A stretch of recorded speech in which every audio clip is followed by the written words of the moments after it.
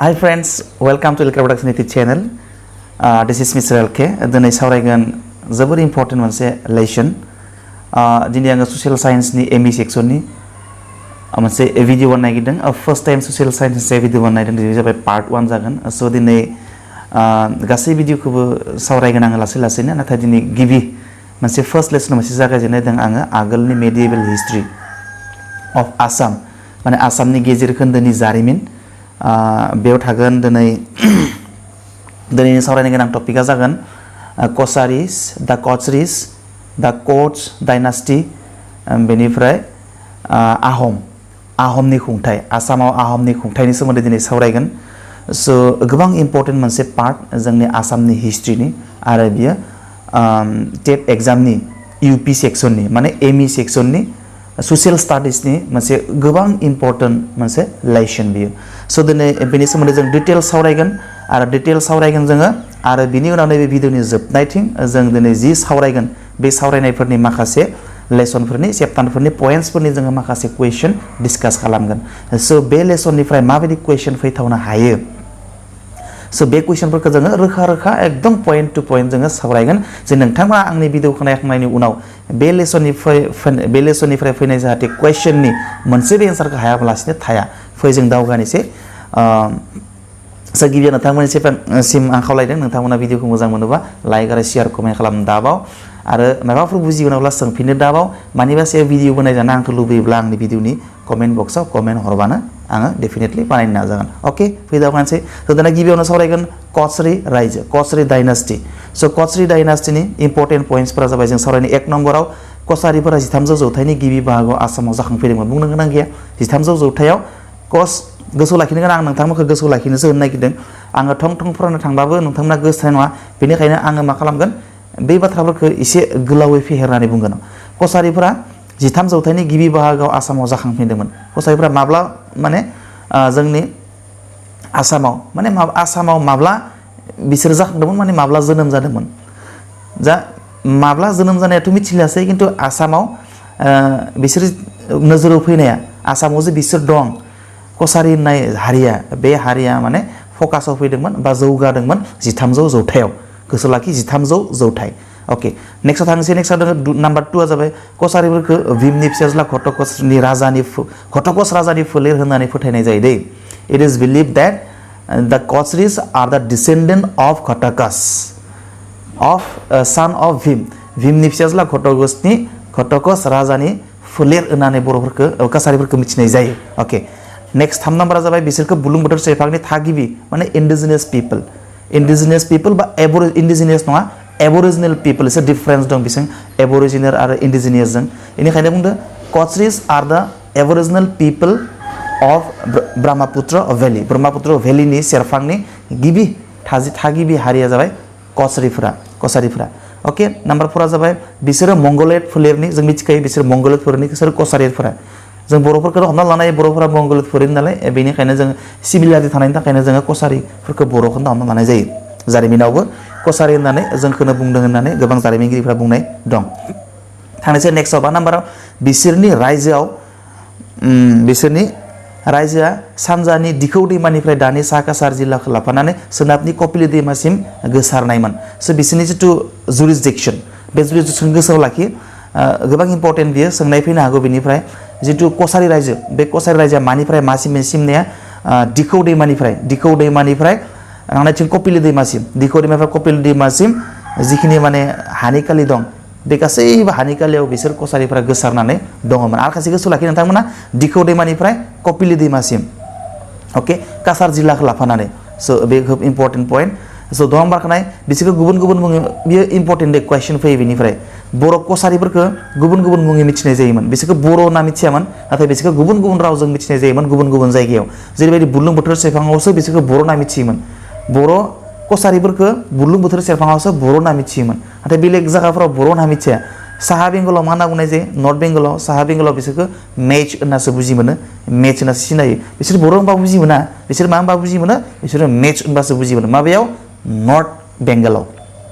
बिनि उनाव काछार जिल्ला बिसोरखौ डिमासा होननासो मिथियो. बिसोरखौ बर' होनना मिथिया. सोर बर'लैसो होनना बुंगोन डिमासा होनबासो बुजि मोनगोन. स' एक्चुअली बर' कसारि डिमासा बे गासैबो मोनसे हारिनिनो दालाइसा बेफोरो मोनसे गुदिनिफ्रायनो जाबोनाय नालाय बेनिखायनो बिसोर गासैबो कसारि थारमाने एकेलगे बुङोबाथाय जोङो थांनोसै जोङो नेक्स्टआव 15 जौथाइनि उननि बाहागोआव बिसोरो गावसोरनि गिबि राजथावनि डिमापुर होनना बुंदों बिसोरनि गिबि राजथावनिया डिमापुरखौ आहमनि आखायाव गथायनो गोनां जादोंमोन अब्ला बे समाव राजाया दंमोन देतसुं आच्छा जोबोद इम्पर्टेन्ट पइन्ट बियो 15 जौथाइनि उन बाहागोआव थारमाने लेटार पार्ट अफ द 15th सेन्चुरि इंराजियाव बुंदों लेटार पार्ट अफ द 15th सेन्चुरि 15 जौथाइनि उननि बाहागोआव बिसोरो गावसोरनि गिबि राजथावनि डिमापुरा बिसोरनि गिबि राजथावनिमोन दे गोसोआव लाखि बिराद इम्पर्टेन्ट बियो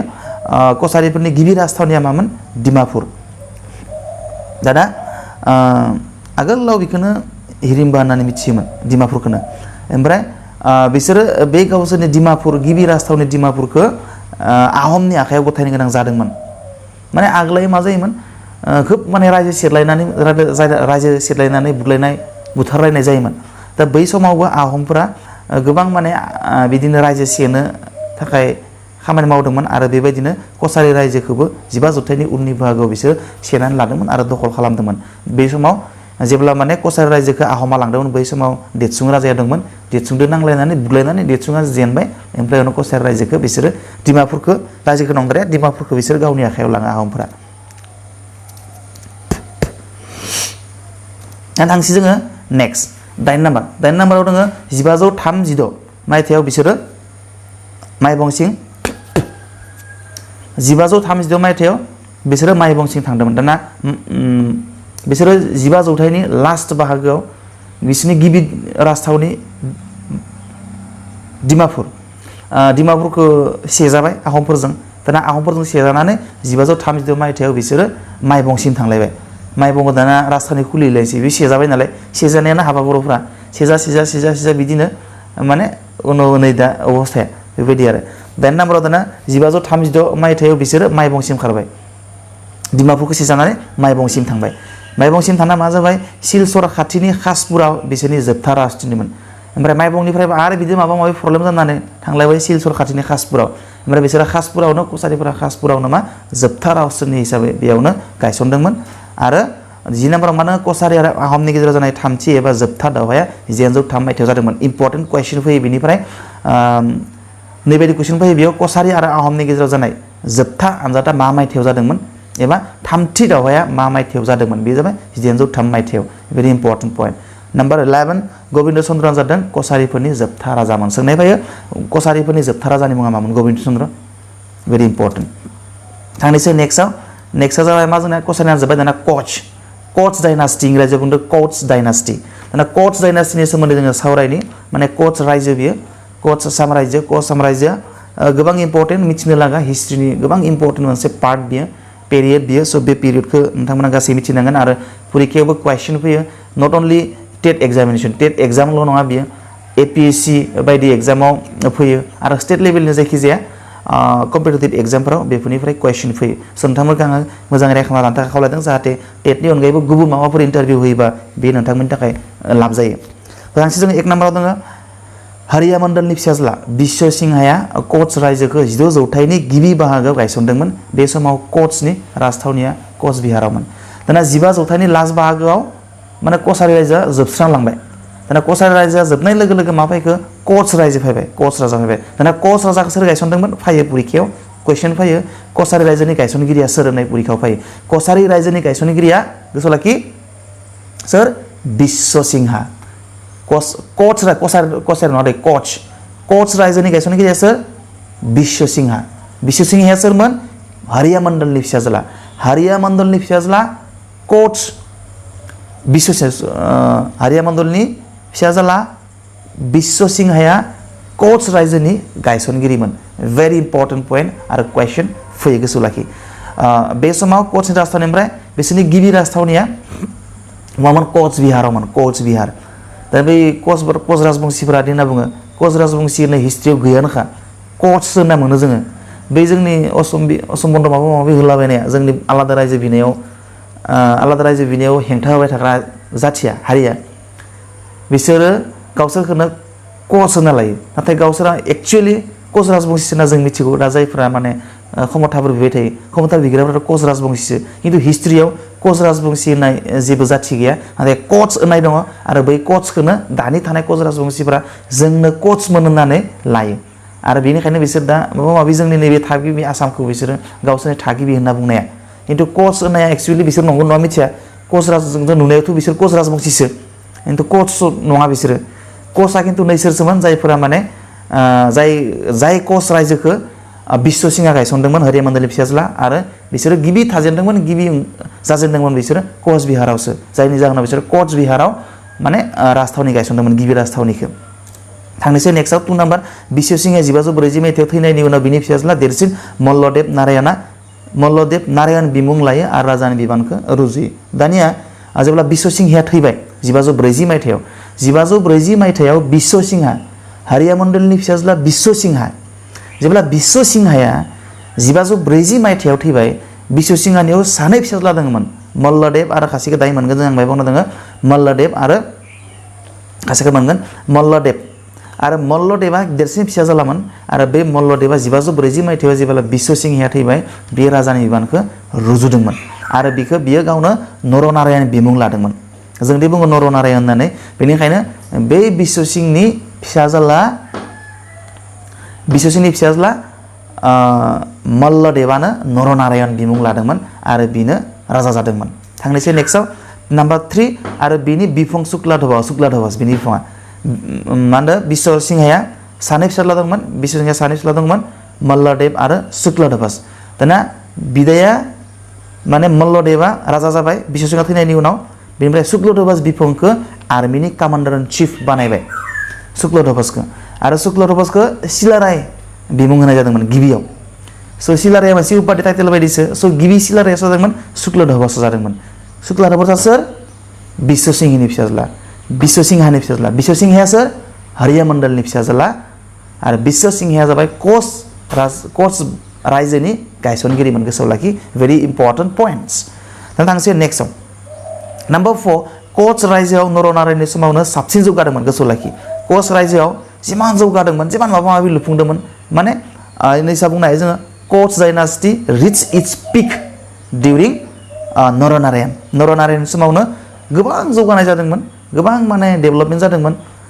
स' बेयो गोबां इम्पर्टेन्ट पइन्ट्स नट खालामना लानो थाखाय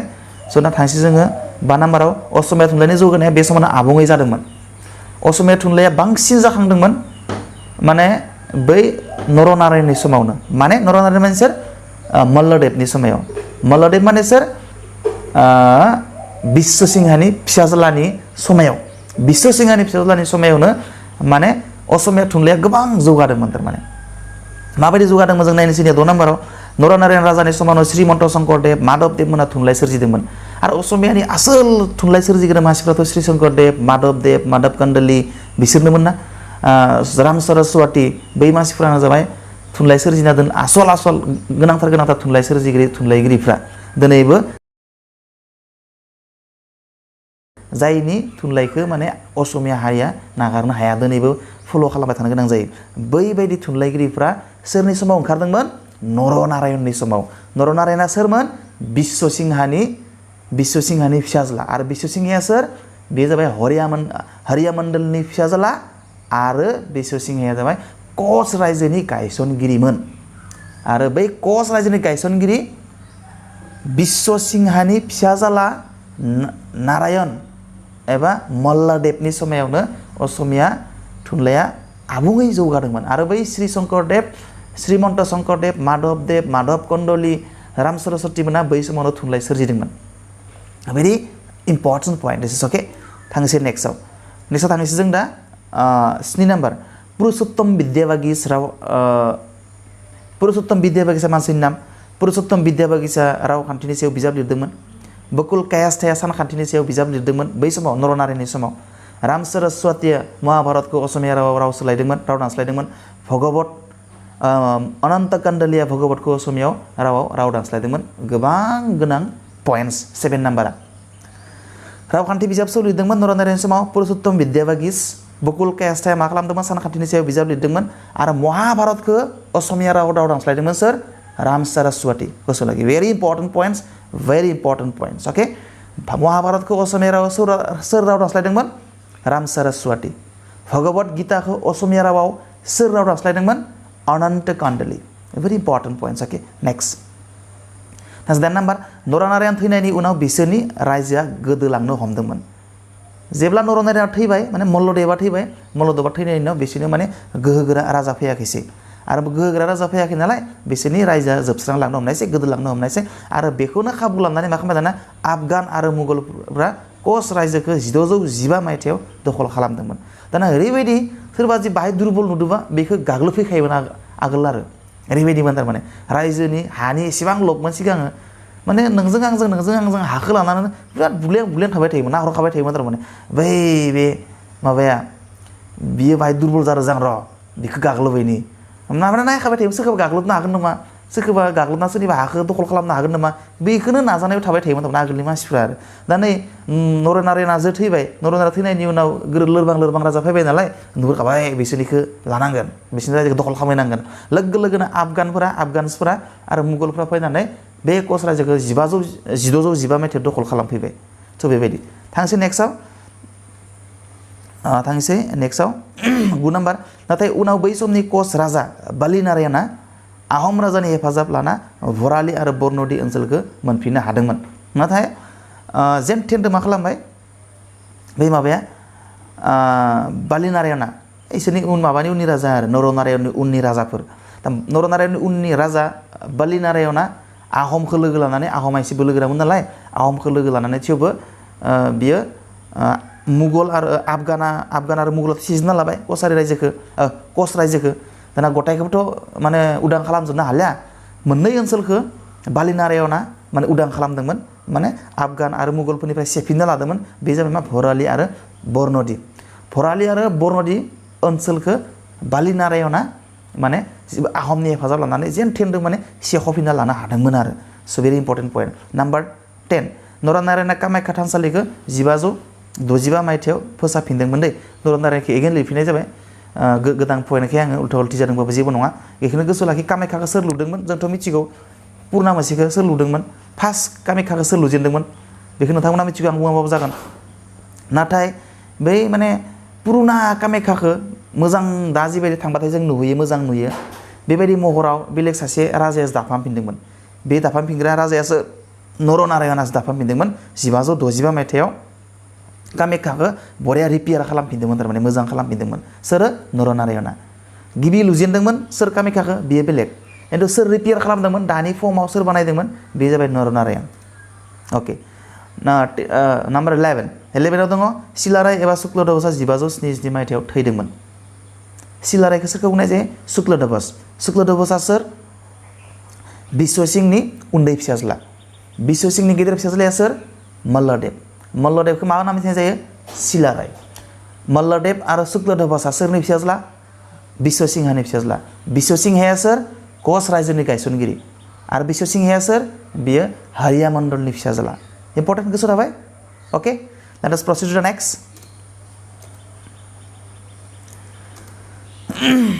नानो जाबाय आहम खुंथाय माने one of the most important period in the history of Assam is the Ahom ruling over Assam.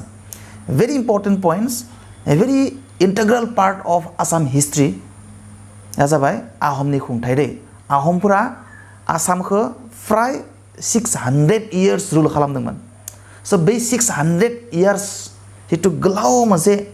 Serial जितु इभेन्ट्स बै इभेन्ट्सआ आसामनि हिस्ट्रियाव मैखोम जायगा दखल खालामो थारमाने जेब्ला हिस्ट्रि लिरगोन आसामनि हिस्ट्रि बांसिन बे आसामनि हिस्ट्रिनि बिजाबनि बांसिन पेज दखल खालामग्रा मोनसे इभेन्ट्स बे जाबाय आहम खुंथाय आसामाव आहमनि खुंथाय जेराव 600 बोसोर सासन खालामदोंमोन आसामखौ फै जों बेनि सोमोन्दै नायनि 1 नाम्बाराव दङ मा दङ आसामाव आहम खुंथायखौ जागायजेननाय गिबिसिन राजाया जाबाय सुकाफा बेयो बर्मा दानि म्यानमारनि मावलां ओनसोलनिफ्राय पाटकाई हाजोजों फैना 1229 मायथाइयाव आसामनि बुरलुंबुथुर सेरफाङा हाबफैदोंमोन माने आसामाव हाबफैजेनदोंमोन भेरि इम्पर्टेन्ट पइन्ट्स आसामाव आहम रायजोखौ गिबि सोर गायसनजेनदोंमोन सुकाफाया बबेनिमोन बर्मानि बोरमा माने दानि म्यानमार दा जों जायखौ म्यानमार होनना मिथियो बे म्यानमारनि मावलं होननाय जायगानिफ्राय फैदोंमोन बियो सुकाफाया आसामाव गिबि आहम रायजोखौ गायसनजेनदोंमोन सुकाफाया मुवानि बर्मानि बर्माया मा दानि म्यानमार म्यानमारनि बबे जायगानि मावलंनि माबेजों बोरै फैदोंमोन बियो पाटकाई हाजोजों फैदोंमोन पाटकाई हाजोजों नागिर पाटकाई हाजोआव थादोंमोन बिसोरो आरो पाटकाई हाजोआव साननैसो थानानै बिसोरो मोननैसो बोसोर थानानै बियो डाइरेक्ट आसामाव हाबफैदोंमोन आसामाव माथिं हाबफैदोंमोन आसामनि बुरलुंबुथुर सेरफाजों हाबफैदोंमोन माब्ला 1228 मायथाइयाव आसामाव हाबफैजेनदोंमोन कुइसन फैयो मुगल माने मुगलफोरा आसामाव माब्ला हाबफैजेनदोंमोन 1228 आसामाव मुगल गायसनजेनग्रा गिबि सुबुङा सोर सुकाफा बेखिनि पइन्ट्स भेरि इम्पर्टेन्ट पइन्ट्स अके नेक्स्ट नम्बर 2 बियो बिनि राजथावनिखौ 1253 मायथाइयाव सराइदेवआव जागायजेनदोंमोन गिबि राजथावनिया आहमनि मामोन सराइदेव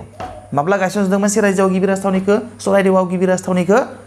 1253 मायथाइयाव सराइदेवआव आहमफोरा बिसोरनि गिबि राजथावनिखौ गायसनजेनदोंमोन मबेयाव सराइदेवआव माब्ला 1253 मायथाइयाव मा खालामदोंमोन गिबि राजथावनिखौ गायसनजेनदोंमोन सोरो आहमफोरा मबेयाव आसामाव ओके नेक्स्ट 3 नम्बर सुकाफाया खुंथायनि सुबिदानि थाखाय सानै मावख' थिसनदोंमोन परीक्षायाव फैयो एग्जामाव फैयो कुइसन फैयो मावख'आरि बिबाननि मुङा जाबाय बरगहाय आरो बुरागहाय बरगहाय आरो बुरागहाय होननाय जिथु मोननै पस्ट एडमिनिस्ट्रेटिभ पस्ट माने खुंथायारि मावख'नि बिबान बियो बिबान आरो बियो बरगहाय आरो बुरागहाय बै बरगहाय आरो बुरागहाय जिथु बिमुं एडमिनिस्ट्रेटिभ पस्ट पर्टफलिय बेखौ सोर सोरजिदोंमोन गिबियाव कुइसन फैयो बेबायदि नोंनि एन्सारा जागोन your answer will be Sukapha okay बरगहाय आरो बुरागहाय गोसोआव लाखि भेरि इम्पर्टेन्ट पइन्ट्स कुइसन फैयो बियो एकदम कुइसन फैयो बियो माबाल' नङा बियो टेटल' नङा बियो जायखिजाया स्टेट लेभेलनि कम्पिटिटिभ एग्जामाव बियो फैथारो भेरि इम्पर्टेन्ट पइन्ट्स नम्बर 4 थारैनो सुकाफाया आसामाव गाग्लोबनो थाखाय आसामाव फैयाखैमोन नाथाय बियो आरो बिराद इम्पर्टेन्ट पइन्ट्स जाबाय 4 नाम्बारा नैसाबायदि कुइसन फैयो आहमफोरा आसामाव फैनायनि गुबै थांखिया मामोन ओरै फैयो कुइसन थागोन गाग्लोबनो थाखाय माने माबा माबि खालामदों बिभिन्न बेफार फालांगि खालामनो थाखाय कुइसन थागोन नाथाय नोंथांमोना गोसोआव लाखि बेनि एन्सारा बेनि पइन्ट्सआ आसामाव आहमफोरा मानो फैदोंमोन एक्चुएल कारना मा नै मोनदों 4 नाम्बाराव थारैनो सुकाफा माने जिथु आहमनि लिडार थारैनो आहमफोरा आसामखौ गाग्लोबनो थाखाय आसामाव फैयाखैमोन अब्ला मानो फैदोंमोन बिसोरो आबादनि थाखायसो हा नागिरनानै फैदोंमोन थारमाने आबाद मावनो थाखायसो बिसोर गासैनि जायगायाव आबाद मावनो हानि आंखाल जाबाय बा खम जाबाय बा आबाद मावग्रा मानसिया गोबां ओंखारबाय बेनिखायनो बिसोर गोदान हायाव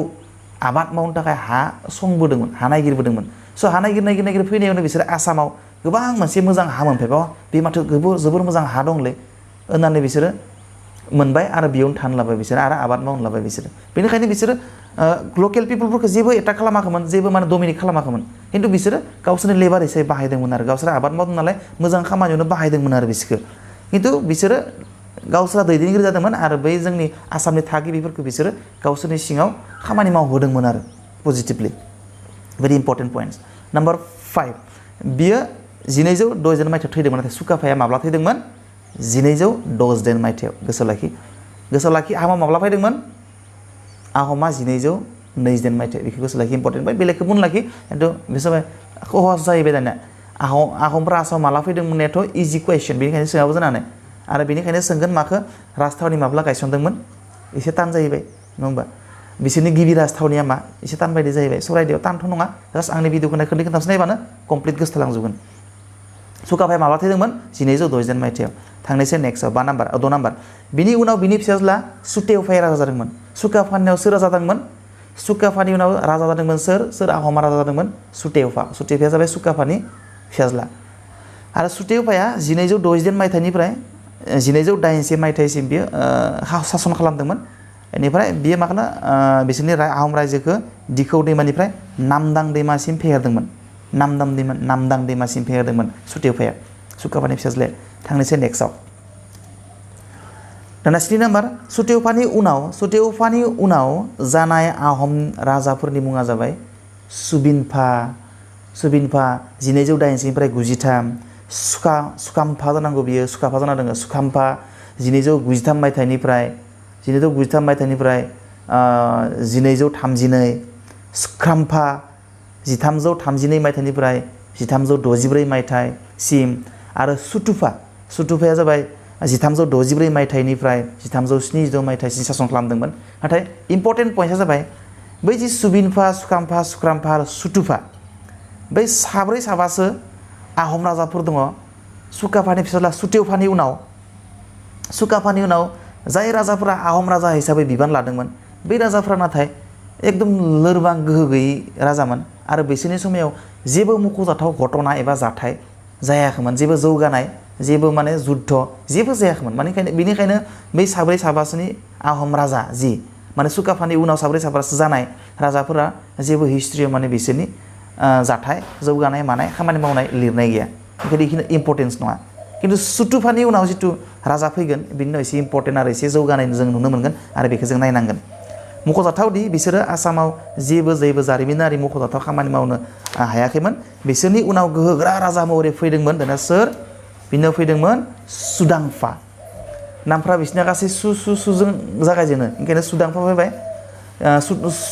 सुकाफानि उनाव बिराद मुंदांखा आरो गोहोगोरा राजा सासे फैबावबाय, बे जाबाय सुदांफा 1397 मायथाइनिफ्राय 1407 मायथाइयाव।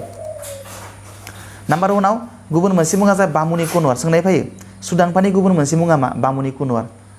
बिराद इम्पर्टेन्ट कुवेश्चन। बा बामुनि कुनवारना सोर आहम राजाखौ मिथिनाय जायो? सुदांफा। Very important. थांनोसै गोख्रै थांनोसै। भिडिअ एसे गोलाव जागोन, नाथाय गोलावाबो जेबो लस गैया बेयाव। मानोना नोंथांमोना जिथु मेडिभेल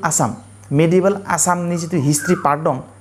इउपि सेक्सननि टेट एग्जामनि, बेखिनिखौ आंनि भिडिअखौ नायोब्ला बेलेग नायखानांलिया। मानोना आङो गासैबो मेन पइन्टखौ नै भिडिअ लानानै फैदों आरो आं सावरायदों। नोंथांमोना आंनि भिडिअखौ नायनायाव जिसिनि गोसोआव थागोन, बिजाब नायोबाथाय हयथ' बारा गोसोआव थायाबो जानो हानाय। मानोना आंनिया जाबाय खोब थख' नांगौखौल' बासिनानै आं सावरायदों। बेनिखायनो आंनिखिनिया गोसोआव लाखिनो हायोबानो it is enough. Don't need to read other materials. Okay, this is enough what I have said in my video. This is enough for you for that examination. Okay, number 2 नायनोसै। दिहिं दैमा सेरनि सरगुआव गावनि राजथावनि गायसनदोंमोन। सुदांफाया गावनि राजथावनिखौ बबेयाव गायसनदोंमोन? सारगुवायाव, दिहिं दैमानि सेराव। नांदोंमोन सोरो? सुदांफाया टिपामजों सोर दावहा नांदोंमोन? सुदांफाया गावनि राजथावनिखौ बहा गायसनदोंमोन? सारगायाव आरो गुबुन मोनसे मा? बामुनि कुनवार। नाम्बार 4 बिनि समावनो आहमनि गेजेराव गिबिसिन ब्राह्मिननि गोहोम गोग्लैजेनदोंमोन। गिबि ब्राह्मिननि जि गोहोम, बे गोहोमा आहम राजानि बा आहम रायजोआव गोहोम गोग्लैजेनो सुदांफानि समायाव। It's very important. थांनोसै नेक्स्टआव। दाना बेखिनिया जाबाय सुदांफानि थांबाय। दिनै सुहुंमुं नायनोसै। जों थांनोसै थाब थांनोसै। सुहुंमुङा राजा जादोंमोन 1494 मायथाइनिफ्राय 1539 मायथाइसिम। दा थांनोसै जोङो बिनि पइन्टसफ्रा मा? बिनि पइन्टसफ्रा नाम्बार 1 जाबाय सुहुंमुंखौ दिहिङिया राजा होननाबो मिथियो दै। दिहिङिया राजा होननानै सोर आहम राजाखौ मिथिनाय जायो? दा सोङो कुइसन। नङाबा सुहुंमुंखौ आरो गुबुन मोनसे मा मुङै मिथिनाय जायो बिदिबो सोङो। अब्ला नोंनि एन्सारा जागोन दिहिङिया राजा। नाम्बार 2 दिहिं दैमानि बक'टायाव राजथावनिखौ गायसनदोंमोन। दिहिं दैमायाव आगोलनि जिथु सोर दङमोन? सुदांफाया बिसोरनि राजथावनिया थाङै बक'टायाव जाहैदोंमोन। बक'टायावमोन लास्ट सुदांफानि जि लास्ट राजथावनि, बे लास्ट राजथावनिया जोबथा राजथावनिया बक'टायावमोन। आरो बे बक'टानिफ्राय सुहुंमुङा दिहिङाव बिनि राजथावनिखौ लानानै थाङो आरो दिहिङाव लानायनि थाखाय बेनिखायनो बेखौ दिहिङिया राजा होनना बुंनाय जायो। सोरखौ? सुहुंमुंखौ। नाम्बार 3 बियो हिन्दु बिमुं स्वर्गनारायण लादोंमोन। सोरखौ स्वर्गनारायण होनना मिथिनाय जायो? सोर आहम राजाखौ स्वर्गनारायण होनना मिथिनाय जायो? बे जाबाय सुहुंमुं एबा दिहिङिया राजाखौ। नाम्बार 4 1504 मायथाइयाव बियो सुकाफानि बादि मोनसे मावख'आरि बिबान सोरजिदोंमोन, जायनि मुङा जाबाय बरपात्रा गहाय। माने for the convenience of administrative system administration, माने खुंथायनि सुबिदानि थाखाय जिबायदि सुकाफाया बरगहाय आरो बुरागहाय मोननै जिथु अफिसियेल एडमिनिस्ट्रेटिभ पस्ट क्रिएट खालामदोंमोन, बै सुहुंमुङाबो मोनसे इम्पर्टेन्ट पस्ट क्रिएट खालामदोंमोन। बे पस्टनि मुङा जाबाय बरपात्रा गहाय। गोसो लाखिनांगोन, बेखौ बिराद इम्पर्टेन्ट परीक्षा फैयो। हु क्रिएटेड द पोस्ट बरपात्रा गहाय? बरपात्रा गहाय जिथु बिफान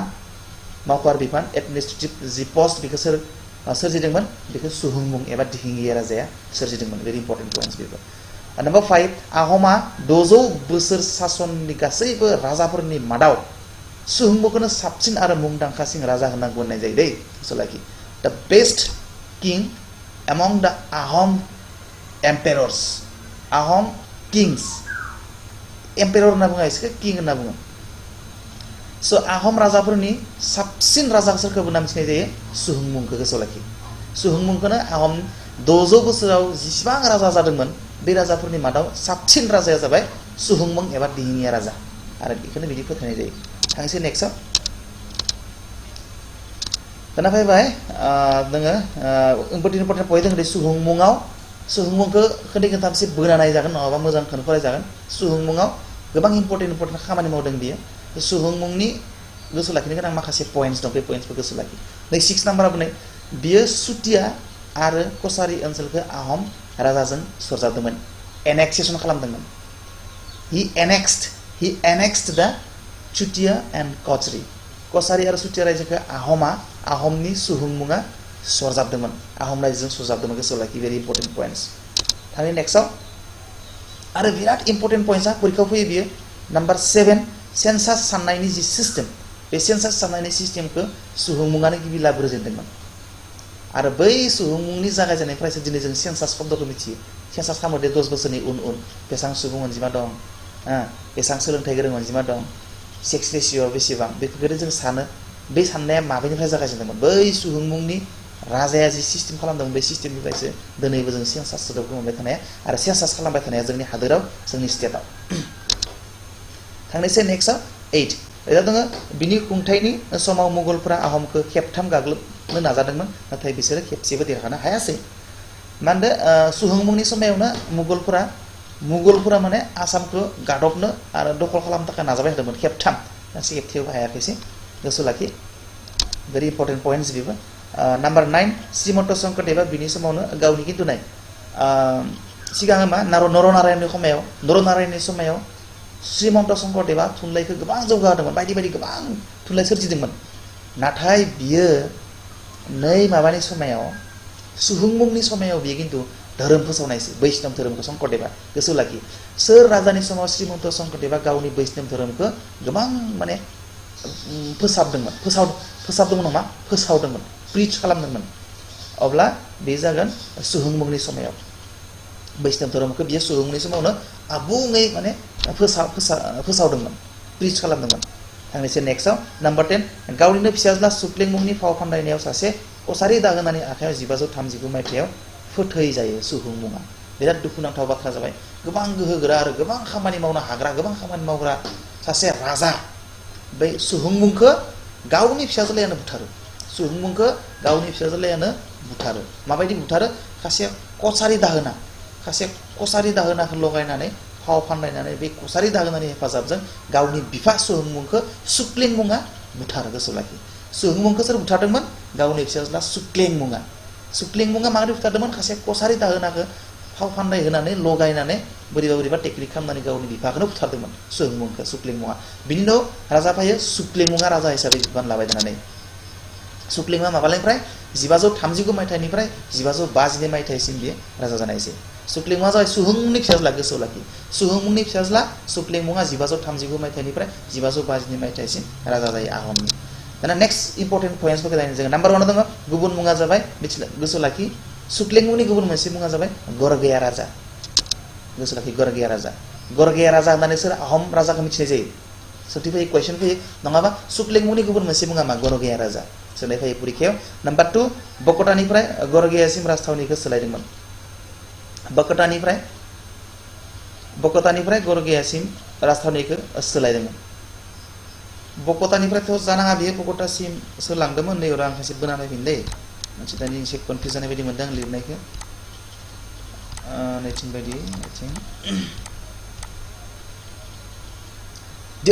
यस नंगौ दे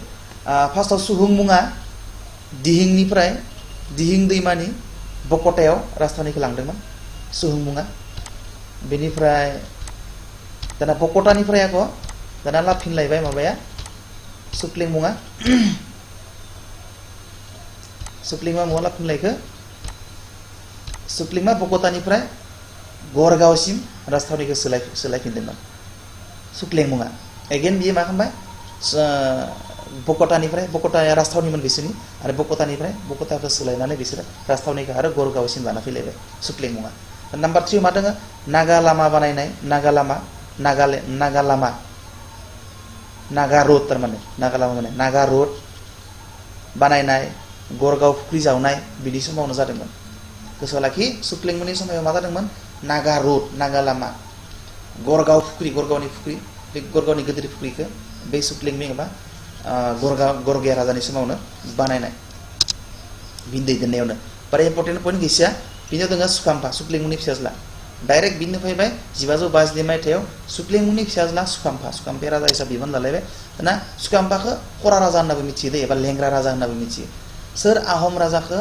लेंग्रा राजा होनना मिथिनाय जायो एबा खरा राजा लेम किं लेम खरा राजा होनना मिथिनाय जायो मिथिगा सुकाम्फाया जाबाय सुक्लेंमुंनि फिसाज्ला very important number 2 आहम खुंथायनि लावसिन सम खुंगिरिया सोर longest administration of थानाय आहमनि राजानि मुङा सोर गोसोआव लाखि सुकाम्फाया सोर सुक्लेंमुंनि फिसाज्ला सुक्लेंमुङा सोरमोन दहाय जों मोननाया so very important so बेनिखायनो गोसोआव लाखिखो आहमनि खुंथायनि लावसिन सम सासन खालामग्रा राजाया जाबाय सुकाम्फा very important एबा लेंग्रा राजायानो गोलाव समसिम माने रुल खालामदोंमोन राजा हिसाबै बिबान लादोंमोन बिनि उनाव दङ मा बोजोबबाय खिना दाना सुसेंफा फैलायबाय सुसेंफाखौ नाय सुकाम्फानि सुसेंफा फैबाय 1603 मायथाइनिफ्राय 1641 मायथाइसिम सुकाम्फानि फिसाज्ला सुसेंफानि मोननैसो इम्पर्टेन्ट पइन्ट्स दं नाम्बार 1 आ जाबाय मा गुबुन मुङा सुसेंफाखौ प्रताप सिंह होननानै मिथियो प्रताप सिंहखौनो सुसेंफा होनना बुंनाय जायो सोंनाय फैयो प्रताप सिंहनि आहम मुङा मा होननाय कुइसन फैयो सिं एकदम कुइसन फैथारो बिदि प्रताप सिंहनि आहम मुङा मा अब्ला नोंनि आन्सार जागोन सुसेंफा बुद्धि स्वर्गनारायण होनना मिथियो बेखौ बुद्धि स्वर्गनारायण आरो बुरहा राजा होनना मिथियो बोराय राजा सुसेंफाखौ मा होनना मुङै मिथिनाय जायो प्रताप सिंह स्वर्ग बुद्धि नारायण आरो बुरहा राजा एबा बोराय राजा होननाबो मिथिनाय जायो सुसेंफाखौ कुइसन फैयो बिनिफ्राय भेरि इम्पर्टेन्ट पइन्ट्स थांनोसै नेक्स्टआव बिबो सुकाफा आरो सुहुमुं बायदिनो मोननै मावखारि बिफान सोरजिदोंमोन बे जाबाय बरफुकन आरो बरबरुवा दहायना जाबाय बरगहाय आरो बुरागहाय आं नोंथांमोननो मोनसे बाथ्रा बुंनि बेबायदि पस्ट सोरजिनाया खाथाम मानसिया पस्ट सोरजिदोंमोन दे नाम्बार 1 आव सुकाफाया सोरजिदोंमोन बरबरुवा आरो बरगहाय होननाय जिथु मोननै एडमिनिस्ट्रेटिभ पोस्ट बेखौ सुकाफाया क्रिएट खालामदोंमोन बेनि सुहुंमुङा मोनसे पोस्ट क्रिएट खालामदोंमन बे जाबाय बरपात्रा गहाय बै बरगहाय आरो बुरागहायजोंनो इकुवेल माने पावार थानाय मोनसे पोस्ट सोरजिदोंमोन सुहुंमुङा बेयो बरपात्रा गहायनि उनाव प्रताप सिंहआबो मोननै पोस्ट क्रिएट खालामो बे जाबाय बरफुकन आरो बरबरुवा आरो खायसे बुंदों सुकाफानिया बरगहाय आरो बुरागहाय सुहुंमुंनिया बरपात्रा गहाय बेनिफ्राय प्रताप सिंहनिया जाबाय बरफुकन आरो बरबरुवा बे मोनबा पोस्टखौ खाथाम मानसिया सोरजिदोंमोन बेखौ गोसोआव लाखि बेखौ जोङो बरफुकन आरो बरबरुवा पोस्टखौ सोर क्रिएट खालामदोंमोन प्रताप सिंहआ बरगहाय आरो बुरागहायखौ सोर क्रिएट खालामदोंमोन सुकाफा बरपात्रा गहायखौ सोर क्रिएट खालामदोंमोन सुहुंमुङा भेरि इम्पर्टेन्स दे बेखिना थांनोसै नेक्स्टआव ममाय तामुली बरबरुवा बे बिफानखौ मोनजेननाय गिबि सुबुंमोन दाना जिथु पोस्ट क्रिएट खालामबाय प्रताप सिंहआ बरफुकन आरो बरबरुवा बे पोस्टखौ गिबि सोर मोनदोंमोन ओइ ममाय तामुलिया जों मिथिगौ ममाय तामुली बरबरुवा होनना जे मिथियो बेनिखायनो बै ममाय आसल नामा ममाय तामुलिसो बरबरुवा बे बिमुंसो बेनिखायनो ममाय तामुलिया बै जिथु प्रताप सिंहआ सोरजिनाय बरबरुवा बिमुं पोस्ट बे पोस्टनि गिबि बिबानगिरिमोन ममाय तामुलिया भेरि इम्पर्टेन्ट पइन्ट्स बे 3 नाम्बारा बेनि उनाव दङ 4 नाम्बाराव आरो गिबि बरफुकना जाबाय लुङि पानिसिया बेखौ मोननै पोस्ट क्रिएट खालामबाय प्रताप सिंहआ मा बियो बरफुकन आरो बरबरुवा दाना गिबि बरबरुवा जिथु पोस्टनि बिबानखौ मोनदोंमोन ममाय तामुलिया ओंखायनो ममाय तामुली बरबरुवा होनना मिथियो बेनिफ्राय बरफुकन जिथु पोस्ट बे पोस्टनि गिबि बिबानगिरिया जादोंमोन लुङि पानिसिया भेरि इम्पर्टेन्ट पइन्ट्स बेखौ सोलायनानै 2 नाम्बार पाइक खान्थि पाइक सिस्टेम माने जि मानसिखौ हानजा राननाय ग्रुप खालामनाय पाइक सुसिंफाया मानसिनि केटेगरि गोहो माने बरन बिसोरनि गोहो बिसोरनि जिथु क्वालिटिखौ नायनानै बाहागो रानदोंमोन मानसिफोरखौ आरो बै बाहागो राननाय खान्थिखौ पाइक सिस्टेम होनना बुङो बै पाइक सिस्टेमखौ सोर गिबियाव खालामजेनदोंमोन बै सुसिंफाया सुकाम्फानि फिसाज्ला एबा प्रताप सिंहआ एबा बुद्धिस्वर गनारायन एबा बुरा राजाया बे खान्थिखौ खालामजेनदोंमोन थांसै बि 6 नाम्बार बेखौ लिरदो बे खान्थिनि गेजेरजों मानसिफोरखौ 1000 आरो 20 हानजायाव रानदोंमोन दाना 7 नाम्बाराव 1641 मायथाइयाव सुसेंफा एबा बुद्धिस्वर गनारायन एबा बुरहा राजा एबा प्रताप सिंहआ थैदोंमोन माब्ला 1641 मायथाइयाव very important point okay थांसै नेक्स्ट दाना रुद्रसिंहया सासन राजा महरै बिबान लादोंमोन 1692 मायथाइयाव आरो 1714 मायथाइसिम बियो सासन खालामदोंमोन दाना पॉइंट्सफोरखौ नायनि इम्पोर्टेन्ट पॉइंट्सफोरखौ नाम्बार 1 आव दङ गुबुन मुं रुद्रसिंहनि गुबुन मुङा मा सुख्रुम्फा सोंनाय फैयो रुद्रसिंहनि आहम मुङा मामोन माने सुख्रुम्फा आरो बे सुख्रुम्फाखौ मा मुङै मिथिनाय जायो लाइ मुङैबो मिथिनाय जायो लाइ very important points next थांसै नेक्स्ट आव नाम्बार 2 बिमा जयमतीनि गोसोखांथि महरै जयसागर फुख्रि one of the largest man made lakes जावदोंमोन आरो जयदलखौ लुदोंमन जयसागर फुख्रिखौ सोर जावदोंमोन बै रुद्रसिंह माने सोर लाइ एबा सुख्रुम्फाया रुद्रसिंहखौ लुदोंमोन आरो मिथिखा बे जितु जयसागर फुख्रि ना ये one of the largest man made lakes in Assam in Assam ल नङा बियो in India इन्डियायावनो जाबाय मानसिया बानायनाय बांसिन देरसिन गिदिर फुख्रि बियो जयसागरा आरो बेखौ सोर जादोंमोन रुद्रसिंहआ जायखौ जोङो लाइ एबा सुख्रुम्फा होनना मिथियो आरो गोसोआव लाखिथारनो गोनां पॉइन्टआ जाबाय जयसागर फुख्रि जयदल बेखौ रुद्रसिंहआ लुदोंमोन इम्पोर्टेन्ट क्वेश्चन फैयो जयसागर फुख्रिखौ सोरनि दैदेननायाव जावदोंमोन रुद्रसिंह जयदलखौ सोरनि दैदेननायाव बानायदोंमोन रुद्रसिंहनि आहम मुङा मा सुख्रुम्फा लाइ होननानै सोर आहम राजाखौ मिथिनाय जायो सुख्रुम्फा एबा रुद्रसिंह very important points दाना नाय 3 नाम्बाराव नामदां दैमानि अन्थाइनि दालां नामदां दैमानि खारिकाटिया लामा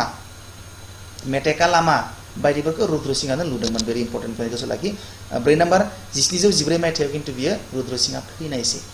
थैबाय आरो बेसेबां थैदोंमोन 1714 मायथाइयाव थैदोंमोन बेखौनो आंसे नेक्स्टआव दङ शिवसिंहआ 1714 मायथाइयाव राजानि बिबानखौ लादोंमोन आरो 1744 मायथाइसिम लादोंमन नाम्बार 1 पॉइंटआ बिनि गुबुन मुङा जाबाय सुतानफा होनना मिथियो बिखौ शिवसिंहखौ सुतानफा होनना मिथियो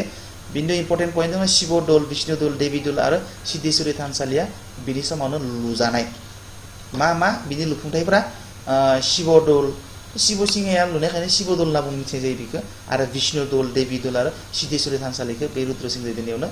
लुनाय जादोंमोन थांनोसै नेक्स्टआव प्रमत्त सिंहआ बिराद इम्पोर्टेन्ट प्रमत्त सिंहआ जाबाय 1744 मायथाइयाव राजानि बिबान लादोंमोन आरो 1782 मायथाइसिम बिबान लादोंमोन बियो सुक्रेश्वरी थानसालिखौ लुदोंमोन गोदानै दाफुंनाय जितु रंघर आगोलनि रंघर दानि रंघर एसे बेलेग रिपेयारिं खालामनानै दोननाय जादों नालाय बे रिपेयारिं खालामनाय सोर गिबि खालामजेनदोंमोन बे प्रमत्त सिंहआनो खालामजेनदोंमन रंघरखौ थांनोसै नेक्स्टआव 16 नाम्बाराव राजेश्वर सिंहआ 1782 मायथाइयाव बिबान लादोंमोन 1769 मायथाइसिम बिनि मुङा जाबाय गुबुन मुङा सुरेम्फा राजेश्वर सिंहनि गुबुन मुङा सुरेम्फा 2 नाम्बाराव जोङो नवग्रह थानसालिखौ बशिष्ठ थानसालिखौ बे राजेश्वर सिंहआनो लुदोंमन जोंनि गुवाहाटीयाव थानाय बशिष्ठ थानसालिखौ सोर लुदोंमन बे राजेश्वर सिंहआनो लुदोंमन very important point गोसोआव लाखि आरो नाम्बार 3 1765 मायथाइयाव बार्मिसनि हेंथायै लटाकटा दावहाखौ जुनांदोंमोन लटाकटा दावहाखौ बार्मिसनि हेंथायै दावहा नांग्रा आहम राजाया सोरमोन राजेश्वर सिंह एबा लटाकटा दावहाखौ सोरनि हेंथायै नांदोंमोन राजेश्वर सिंहआ बार्मिसफोरनि हेंथायै नांदोंमन ओके 4 तलातल हर आरो कारेंघर सोर लुदोंमन राजेश्वर सिंहआ तलातल आरो कारेंघरखौ सोर लुदोंमन बे राजेश्वर सिंहआनो लुदोंमन हयग्रीब माधवआव जि बुल फाइटिं जायो बे बुल फाइटिं जि अकेजन बे अकेजना बे राजेश्वर सिंहआनो खालामजेननाय आरो बेनिफ्राय दिनैसिम हयग्रीब माधवनि बैसागुनि समाव बिहुनि समाव माने बुल फाइटिं अकेजन जायो आरो 2 नाम्बार दङ गरगाव मोनसे राजमहल दङ बे गरगाव पेलेस राजमहलखौ सोर लुदोंमन राजेश्वर सिंहआनो लुदोंमन ना फैनोसै गदाधर सिंह very important थथ थांसै भिडिअ गोलाव जागोन नङाबा थथ थांसै गदाधर सिंह थांसै गुबुन मुङा जाबाय सुपातफा गदाधर सिंहनि गुबुन मुङा सुपातफा 2 नाम्बाराव दं आहम आरो मुगलनि गेजेराव जानाय इटाखुलि दावहाया बिनि समाव जादोंमोन इटाखुलि दावहाया सोर राजानि समाव जादोंमन गदाधर सिंहनि समाव जादोंमन 3 नाम्बार जानुवारिनि 1692 मायथाइयाव थैदोंमोन गदाधर सिंहआ इम्पर्टेन्स पॉइंट लाखिनांगोन आरो बिराद इम्पर्टेन्ट पॉइंट्स जाबाय मा गदाधर सिंहनि गदाधर सिंहआ उमानन्द थानसालि धदर आली आका आलीखौ बानायदोंमोन बे मोनथाम बुस्थुखौ बानायदोंमोन माखो उमानन्द गुवाहाटीयाव थानाय उमानन्द थानसालि गुवाहाटीयाव थानाय उमानन्द थानसालिखौ सोर बानायदोंमोन गदाधर सिंहआ very important points थांनोसै लेन्ड सार्भे दहायनि बायदि सेन्सास खालामनाय सेन्सासखौ सोर खालामजेनदोंमोन नाय बायदि नैबेबो 14 नाम्बाराव लेन्ड सार्भेखौ सोर खालामदोंमोन लेन्ड सार्भे हाखौ सोर सार्भे खालामजेनदोंमोन गिबियाव बेयो खालामजेनदोंमोन गिबि गदाधर सिंहआ थांनोसै सिंहा रुद्र सिंहा दहाय नायखांबाय दाना कुइसन फरायनोसै कुइसनखौ जों थाब फरायलांनोसै थाब 5 मिनिट गेजेराव फरायलांनोसै जोङो दिहिङिया राजा होनना सोरखौ मिथिनाय जायो सोंबाय दानोबा दहाय बुंनाय बायदि 1 नाम्बाराव दङ आं आसि दिखायनोसै निखौ नायदो दिहिङिया राजा होनना सोर आहम राजाखौ बुंनाय जायो गोसो दङ ना सानना नाय एसे सोरमोन दिहिङिया राजाया सुहुंमुं दोंनानै 1 नाम्बारा ए नाम्बारा एन्सार 2 नाम्बार थां कछारीफोरनि गिबि राजथाना जादों कछारीफोरनि गिबि राजथानाया मामोन सराइदेव खासपुर माइबं डिमापुर नै बि नाम्बारा डिमापुर very important दहाय जों सावरायजोबखाबाय ओंखायनो कुइसनखौ एख' डिसकास खालामला थाब थांसै 5 मिनिटखौ फोजोबनोसै भिडिअ गोलाव जागोन ना होमबा आधा घन्टा 45 मिनिट जाबायानो बारबायानो 3 नाम्बार थां कछारीफोरखौ सा काछार जिल्लायाव मा मुङै मिथिनाय जायो सा काछार जिल्लायाव मा मुङै मिथिनाय जायो बेखौथ' मिथिखायो नङा होमबा डिमासा होनना मिथिनाय जायो 4 नाम्बार कछारीफोरनि जोबथा राजथावनिया जादों कछारीफोरनि जोबथा राजथावनियाव गोसो लाखि दै गिबि राजथावनिया डिमापुर आरो जोबथा राजथावनिया मामोन नै खासपुर 4 नाम्बारा खासपुरानो जोबथा राजथावनि कछारीफोरनि नेक्स्ट थांनोसै नेक्स्टआव दं 5 नाम्बार कछारी आरो आहमनि गेजेराव जानाय थामथि एबा जोबथा दावहाया मा मायथाइयाव जादोंमोन बिदिनो जों 3 मायथाइयाव दानिल'सो मोनबोखादों नङा होमबा भेरि इम्पर्टेन्ट आरो कछारी आरो आहमनि गेजेराव जानाय जोबथा एबा थामथि दावहानि मुङा मामोन थामथि दावहाया माब्ला जादोंमोन बिदिनो 3 मायथाइयाव भेरि इम्पर्टेन्ट आरो भेरि इजि 6 नाम्बार कच रायजोनि गायसनगिरिया सोरमोन देनाय हारिया मण्डलनि फिसाज्लायानोमोन हारिया मण्डलनि फिसाज्लाया मा नाममोन सुदुंना दहायल' सावरायखाबाय जों बुहुत क्लियारलि सावरायखांबाय कच रायजोनि गायसनगिरिया सोरमोन हारिया मण्डलनि फिसाज्ला एबा सोर दानि सोर दोङो मल्लदेव शुक्ल ध्वज ना हारिया मण्डल बिफासो मण्डल जानांगौ दे बियो नै 4 नाम्बारा बिश्व सिंहया जाबाय कच रायजोनि गायसनगिरिमोन नाम्बार 3 थांसै असमिया थुनलाइ सोर कच राजानि समाव साबसिन जौगादोंमोन दहायल' सोरखाय सावरायखादों आं आरो सावरायनाय खालामो बुंखादों बेफोर इम्पर्टेन्ट होनना बुंबोनाया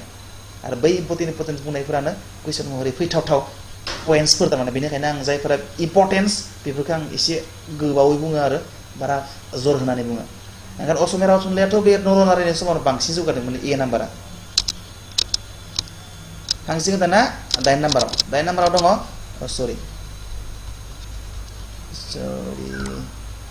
8 नाम्बार दङ महाभारतखौ सोर असमिया थुनलाइगिरिया असमिया रावाव राव दानस्लायदोंमोन भेरि इजि राम सरस्वती बिया जागोन राम सरस्वतीया 9आव थांबायना 9आव कामाख्या थानसालिखौ दानि महराव लुफामफिननाय राजानि मुङा सोर गिबियावथ' बेलेगा लुदोंमोन नरकासुर बान राजा ना सोर देसाय सोर लुदोंमोन गिबियाव नरकासुर ना बान राजा इजिखौथ' आखायो दानिया लुफामफिनदोंमोन सोर बेखौसो हानो दान जायो लुफामफिननाया जाबाय नै नरनारायणआ लुदोंमोन नरनारायण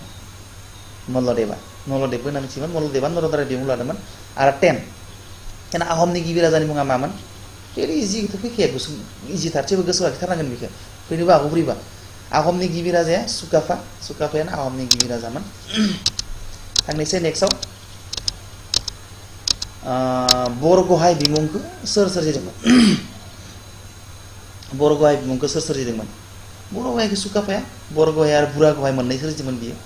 सुकाफाया मोननै एडमिनिस्ट्रेटिभ पस्ट सोरजिदोंमोन बे जाबाय बरगहाय आरो बुरागहाय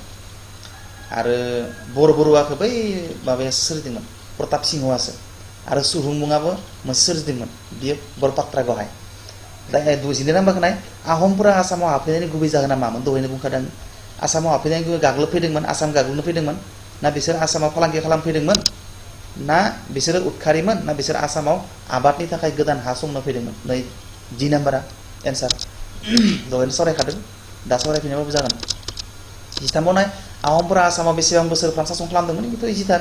600निया 4 नाम्बार 600 बोसोरफ्राम आरो 14 नाय बामुनि कुनुर होनना सोर राजाखौ मिथिनाय जायो बामुनि कुनुर होनना सोर राजाखौ मिथिनाय जायो बामुनि कुनुर होननानै सोर राजाखौ मिथिनाय जायो देनाय सुदांफाखौ बामुनि कुनुर होननानै मिथिनाय जायो भेरि इम्पर्टेन्ट गोसोआव लाखिथारनांगोन आरो 15 नाम्बार लेंग्रा राजा एबा खरा राजा होनना सोरखौ मिथिनाय जायो इजि दहाय सावरायखादों लेंग्रा राजा एबा खरा राजा होननानै सोर आहम राजाखौ मिथिनाय जायो बी नाम्बार सुखाम्फाखौ मिथिनाय जायो भेरि इजि गोसो लाखि दहायनो सावरायजोबखादों आरो कनफिउज जायोबा भिडिअ खनसे नायफिनबानो गोसो लांजोबबाय गासिबो दासो जोङो पाइक खान्थि दहाय सावरायनाया पाइक खान्थिखौ सोर खालामजेनदोंमोन गिबियाव सुसेंफा ए नाम्बार पाइक खान्थिखौ सोर आहम राजाया खालामजेनदोंमोन सुसेंफा ए नाम्बार 17 दानि उनाव सावरायदों जयसागर फुख्रिखौ सोरनि दैदेननायाव जावदोंमोन रुद्रसिंहानि दैदेननायाव जयसागर जयदलखौ लुदोंमोन जयसागरखौ लुदोंमोन रुद्रसिंहनि दैदेननायाव 10 नाम्बार आहम आरो मुगलनि गेजेराव जानाय इटाकुलिनि दावहाया सोर आहम राजानि समाव जादोंमोन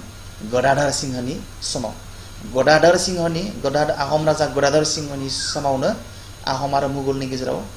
मोनसे दावहा जादोंमन आरो बै दावहाखौनो इटाकुली दावहा होननानै मिथिनाय जायो